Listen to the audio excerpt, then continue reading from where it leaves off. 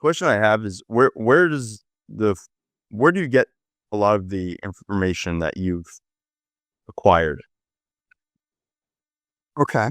I'm going to start like before the beginning, so to speak. So when I was in college, I went to a program between Columbia University and the Jewish Theological Seminary because I thought maybe I would become a rabbi. So at Columbia, I was taking a course at the time, it was called Oriental Civilization. Now it's probably called Asian Civilization. And we were studying all these sacred texts from the East. We were studying Hindu and yogic texts and Buddhist texts and Taoist texts. And at the seminary, at the Jewish Theological Seminary, I took a course called The Theology of Hasidism, which is one of the major branches of Jewish mysticism. And we were reading major trends in Jewish mysticism, and we were reading Kabbalistic texts. And I'm going between these two classes, and I'm thinking, well, the cultures are different. The trappings are different. The rituals are different. One feels more monotheistic and the other feels more polytheistic. But they sound like the same. That there's something within ourselves that is connected to divinity in some way. Now, I don't mind saying that I kind of noticed this almost academically because I had no idea what I was reading. I had no direct experience of those teachings. So it wasn't until, so maybe I was 20 when I took that course. When I was 28, I was exposed to a yoga-based meditation, an Eastern-based meditation. And I actually had a direct experience when I was meditating of there being a place within myself that was lit up, that was free, that was peaceful and joyous. And from that place, when I started to look at some of these teachings from those traditions, and then eventually many other traditions, I discovered that there is a perennial wisdom. There's a perennial mysticism. There is a mystical thread that goes through all these traditions, and it's the same thread. And the essence of that thread is that within us, there's an essence of divinity, of expansiveness, of spaciousness, and that these practices are a vehicle to that space within ourselves. And that there are a lot of different lenses to look at that same phenomenon, that same truth. There are a lot of different vehicles, whether it's different practices, different teachings, different communities, to get in touch with that. And frankly, we learn that if that space, if that stillness, if that light is within me, then it's in you too. And how do we help each other connect with that? And so one of the ways that we do that is not only by sharing these teachings and practices, but to do them together so that we have these communities. There's a term in Sanskrit, satsang, and what it means is that people gather together to do practice. But what it literally means is keeping the company of the truth, honest truth. Sangam. It's a gathering. And so that's what we do, and I've continued to study. And the more I study, the more I understand that Lao Tzu and Buddha and the Baal Shem Tov and the Christian saints and many other traditions were pretty much saying the same thing.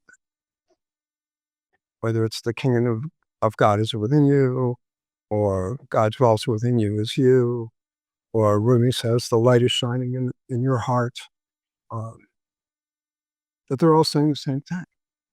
And they're all guiding us into our own self so that we can transform everything else in our lives by living from that place. And that when things get tough, and they will, because we're embodied and the world is a crazy place, when things get tough, we have a place to go, to shift, to transmute our experience in any moment, any given moment. We can transmute our experience once we know how to go inside. So what we're doing really in meditation is we're learning, we're cultivating that skill to drop into our own self. And then whenever we need it, it's there.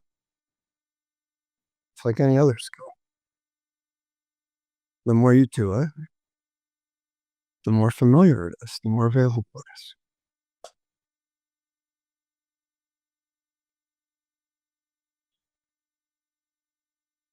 So the answer to your question is, where do I get the teachings? Where do I get the information? From anywhere. And from people's lives, from daily life, you know. And people will come back and, from a meditation group and say, I was having this really hard time and I just stopped and took a breath. And then everything shifted. So the wisdom is available. It's pervasive.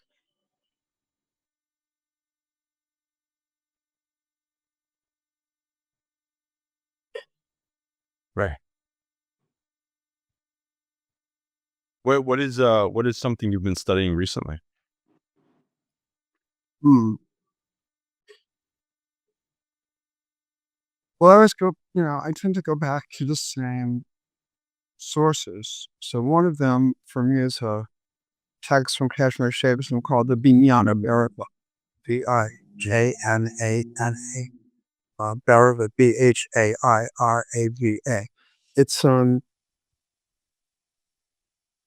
It's interesting to me because, and it's important to say that some of these traditions are sort of deity based. You don't necessarily have to subscribe to that particular theology to embrace the teachings. So the Vijnana Bhairava, one of the things that it does is it offers what are called dharanas. I'll spell it Dharana. So a dharana is when you're holding something in your awareness. It could be a question to contemplate. It could be a concept. It could be an image.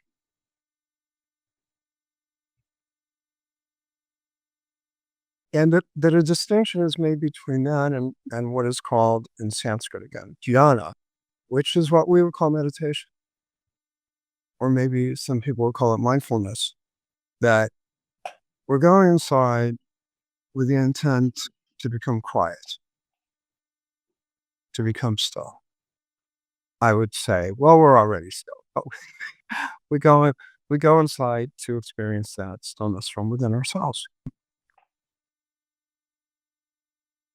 So it could be open focus, or it could be that we're focusing our attention in something. But when we're kind of holding something in our awareness, and I think an image is a great example. Often I say to people, it's not just that you have these glimpses of stillness, of wonderment, of enlivenment in meditation. I mean, you're standing in nature, you're at the ocean, you're at a sunset. But the peace isn't in the sunset. The wonder isn't in the ocean, it's in us. The awe's within us. It gets touched, it gets elicited. So to find a way to say to people, if you can't figure out how to drop into your own heart, then hold the image of something or somewhere, or it could be an animal, it could be a deity that you love. That'll take you into your heart. And then when you feel like you're in your heart, you're feeling love, or you're feeling joy, you're feeling gratitude, then let go of the image and sit with the feeling. So that would be kind of an example of a dharana type of experience where you're holding something in your awareness. Or it might be, there's a great one, I think it's from the Jnana, that you imagine yourself as the wide expanse of sky. You, instead of just, I'm watching my breath, I'm imagining myself as a spacious, expansive sky. And I sit in that experience. I'm holding that image in my awareness. I'm holding my identification with that image in my awareness. And if you do that, it changes you.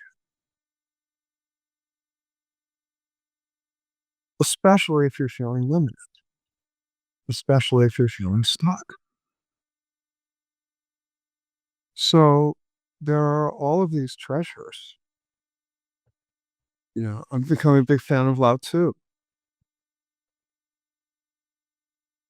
And what I do is I'll go searching through Lao Tzu's teachings for something that I'm interested in talking about in one of my classes, or something that I'm just thinking about.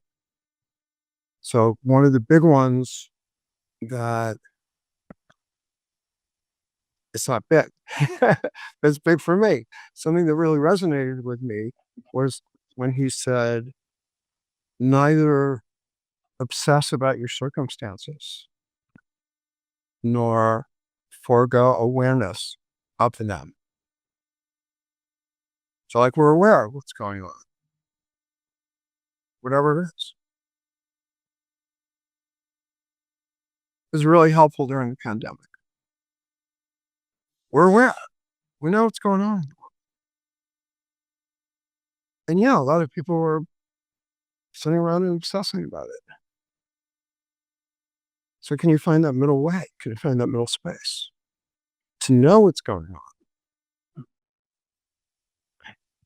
and avoid obsessing about it? To be with what is. And for me, that's one of the great openings into this inner world, is being with what is. But people think it's the opposite. People think you should shut your mind down. People think you should pretend that things are better than they are. Or you should just focus on how bad they are or how challenging they are. All of that. As opposed to, can we do both? Can we know what's going on? And be with what's going on. And that becomes a doorway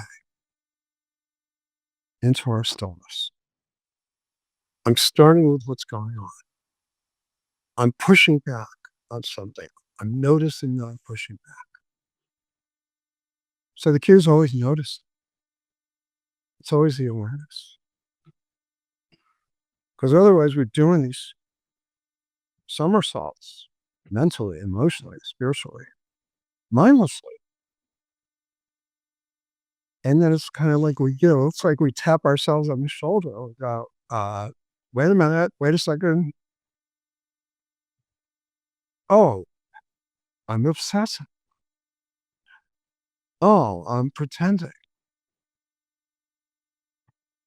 Oh, I'm beating myself up, whatever it is, to stop myself. But only if I'm aware, only if I'm conscious. So in meditation, we get to notice where our awareness is and we get to choose. That's something that a lot of people don't realize. In meditation, you're deciding where to settle your mind. You can settle it within yourself. You can settle it on love. You can settle it on a mantra. You can settle it on your breath. You can settle it on your intention to be open to whatever arrives. So when we were meditating in March and April, May of 2020, and I'd be sitting at this desk and my window's out on Amsterdam Avenue, and there were sirens going up to the hospital near Columbia all day long. I could sit and meditate on the sirens, or I could be aware of the sirens, and I could meditate.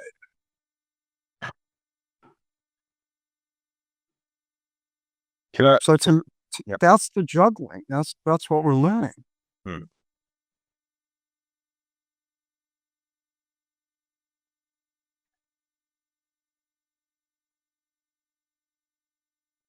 What's the difference between meditation on the siren? The difference between those two?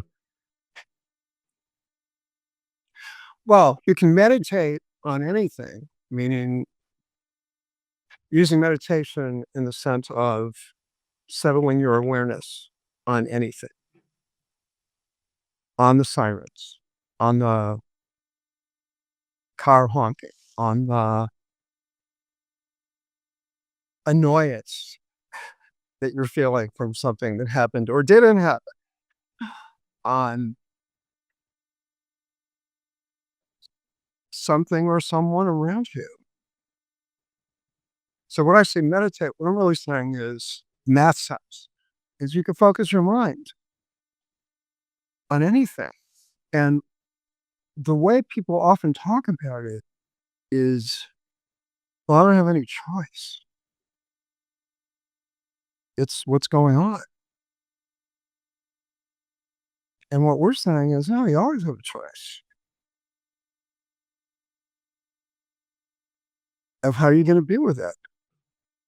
And if the annoyance, if the irritability, if the fury, if the sadness, if they emerge, then let them emerge.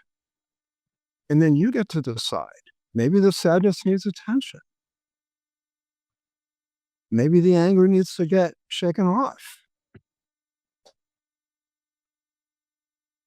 But we're not stuffing our emotions. We're not pretending that what is isn't.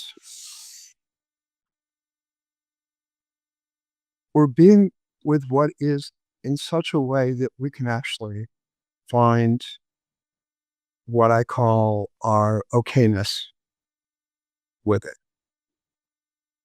Doesn't mean we were chosen it. This thing happens, like would I've chosen it?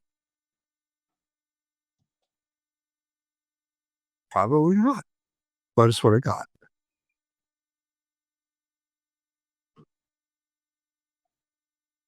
And that's what allows us to move through life and to be able to move through challenges. One of the reasons, one of my favorite teachers, whom I've never met face to face, but Pema Chodron, because her books are like When Things Fall Apart. One of her books. What do you do when things fall apart? Well, you do the same thing when things don't fall apart.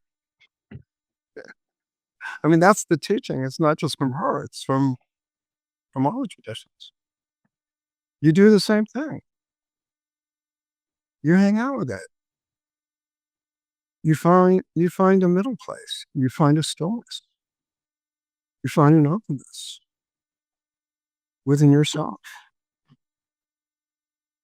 And maybe what you've got doesn't change, but you do. Your experience does.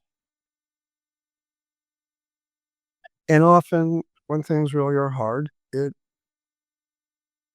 becomes easier to deal with them because you're present.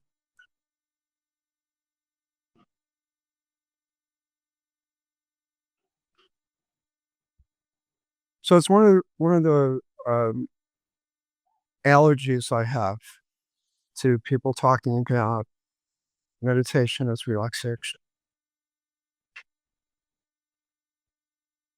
One of the things that happens physiologically during meditation is that our nervous system may calm down.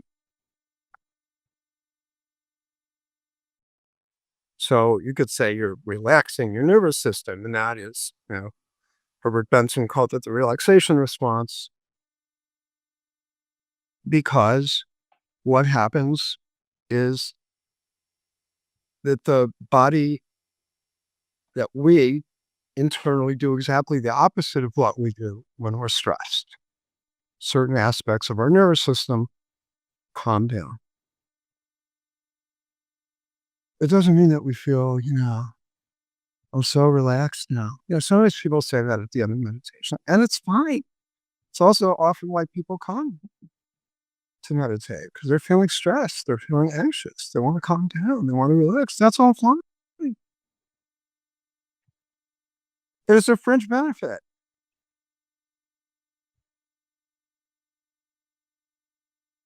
This is not about calming down. It's not about relaxing in a sense of kind of being loose and everything's okay and I'm so calm now. Not about that. I mean, maybe for some people, sometimes it is about that, and that's fine. Again, I respect that. But ultimately, it's a journey into our greatness, into our nature, into our capacity to grow and transform and be present and be loving, including to ourselves. Where do we learn that? Through meditation.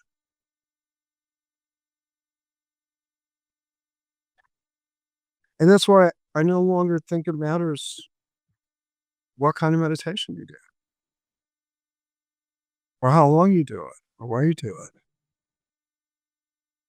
But just that we take this time to go inside, because that's where we learn how to be and how to grow.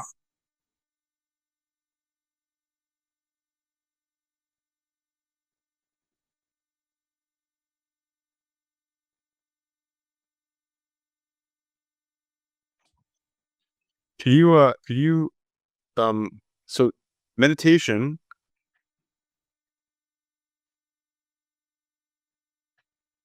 do you, you could complicate meditation, right? It's very, but could you talk to the simplicity of what meditation is?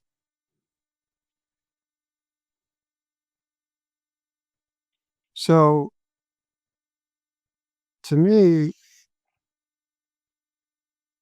the state of meditation is our natural state. The activity of meditation is turning our awareness within ourselves to tap into that inner state.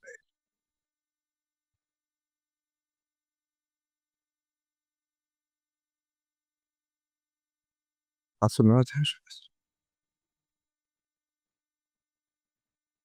So we're living our lives, we're focused out there all the time. We need to be. So we're going to take that attention that awareness, that focus, we're going to turn it within ourselves for a minute, for 5 minutes, for an hour, once a day, twice a day, 10 times a day.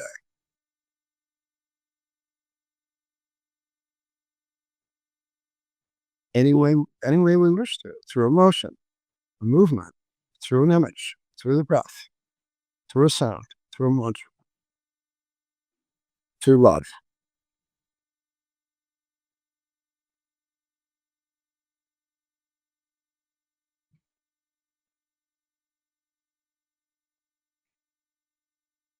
And that choice of doing that activity, of taking that moment, whatever like that moment is, or whatever the nature of that moment is, that choice to do that teaches us that we can always choose where to put our attention.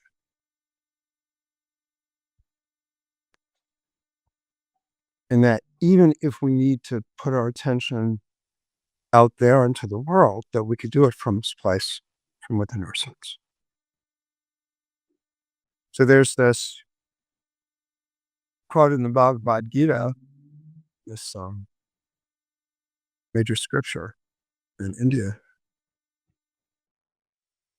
to cultivate action in inaction, and inaction in action, which simply means that when we're quiet, when we're still, it's an active stillness. So if we look at your brain, and we're now able to do that, if we look at your brain while you're meditating, your brain isn't so quiet. There are places in your brain that are very lit up, they're very enlivened. Your experience is you're feeling still, but it's an active stillness. And in the same way that when you're active, that it should be coming from this quiet place within yourself. So you're not just sort of rolling all over the place, floundering. You know? So one of my favorite images is the image of a pendulum, because it's moving, but moving over so you could see where my finger goes. You know, at a certain point before it comes back, it stops. Even for a nanosecond, and then it moves back. So one of the important concepts here is the space between. There's a space between the breaths. There's a space between the swings of the pendulum. And one of the things that I'm really focusing on these days in my teaching is helping people to cultivate the space between their thoughts. So we tend to get into this like mind stream, you know. It's like our mind is babbling on and on. And that we can actually not only notice that there is space between the thoughts, but as the thought begins to emerge, we can decide if we want to let it emerge. It's like it's coming up like the bud of a flower, sort of pushing up through the earth, and thoughts start to come out, and it's information. And I feel like I have to let it come up, and not only let it come up, but I have to follow all the thoughts that follow it to their logical conclusion. When what I can actually do is notice that this thought is coming up. Notice that I'm thinking about, when am I talking to Matthew or any thought? And as it gets to about, when am I can let it go. And it will just go.